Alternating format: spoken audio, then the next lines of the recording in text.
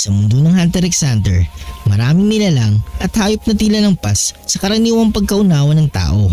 Dalawa sa mga pinakakilalang nilalang ay si Mike, ang bantay na aso ng Zoldyck family, at ang higanteng reptalyang sinakyan ni Jinx sa kanyang paglalakbay. Sa dami ng misteryo na bumabalot sa kanilang pinagmulan, isang matinding teorya ang nagsasabing posibleng nagmula ang mga nilalang na ito sa Dark Continent. Sa teoryang ito, tatalakayin natin ang posibilidad na si Mike at ang reptalyang sinakyan ni Jinx ay mga nilalang mula sa misteryosong Dark Continent at posibleng nakapunta na sina Xeno Zoldyck at Jinx sa lugar na ito. Si Mike ay kilalang bantay ng Zoldyck State na may matinding kasanayan sa pagdepensa laban sa mga manghihimasok. Ayon sa mga impormasyon, si Mike ay isang nilalang na hindi basta-basta matatalo kahit na mga bihasang hunter. Ang kanyang kakaibang itsura at lakas ay nagpapaiwatig na hindi siya isang ordinaryong aso. Samantala, ang higanteng reptalya na sinakyan ni Jinx ay nagtataglay ng kakaibang katangian tulad ng kakayang lumipad at ang pagiging halimaw na hindi karaniwang nakikita sa loob ng regular na kontinente. Ang tanong, paano nagkaroon ng ganitong uri ng mga nilalang sa mundo ng Hunter x Hunter? Ang Dark Continent ay isang lugar na puno ng mga misteryo at mga nilalang na hindi pa lubos na nauunawaan ng sangkatauhan. Marami sa mga pinakamapanganib na hayop at mga halaman ay nagmula sa Dark Continent, kabilang na mga tinaguriang 5 threats. Kung isipin, si Mike at ang higanteng reptalya ni Jinx ay posibleng mga nilalang na nakuha mula sa Dark Continent at maaaring isa sila sa mga nilalang na dinala pabalik sa regular na kontinente ng mga kilalang hunters tulad ni Xeno Zoldyck at Jinx. Ang mga Zoldyck ay kilalang bihasa sa pagtuklas ng mga pambihirang nilalang. Posible na si Mike ay isang nilalang mula sa Dark Continent na nahuli ng angkan ng Zoldyck at ginawa nilang bantay sa kanilang pamamahay.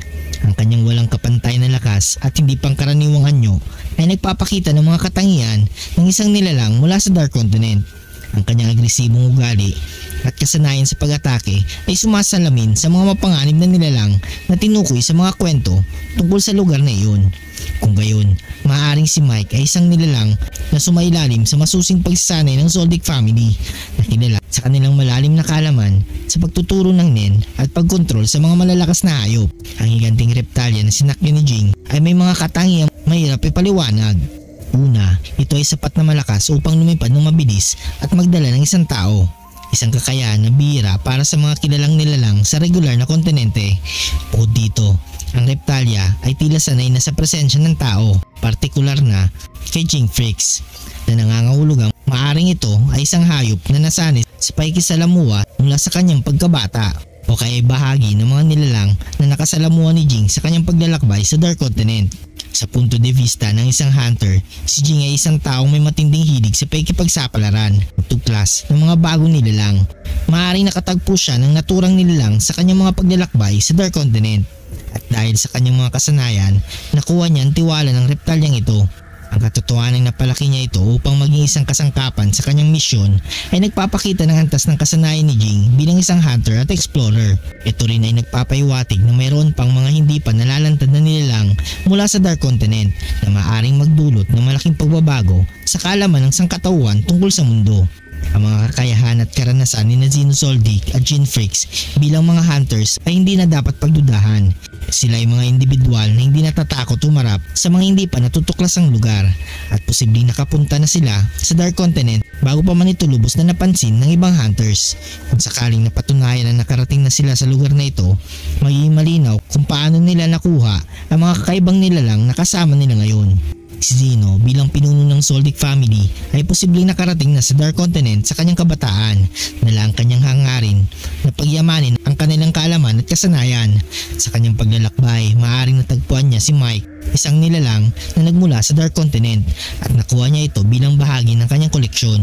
Samantala si Jinx na kilala bilang isang explorer at hunter na palaging naghahanap ng bagong kaalaman at karanasan ay maaaring nakatagpo ng higanteng reptalya sa kanyang paglalakbay sa Dark Continent na ngayon ay nagsisilbing kasangkapan sa kanyang mga misyon. Sa kabuuan, ang posibilidad na si Mike at ang higanteng reptalyang sinakyan ni Jinx ay nagmula sa Dark Continent ay isang teoryang hindi malayong mangyari.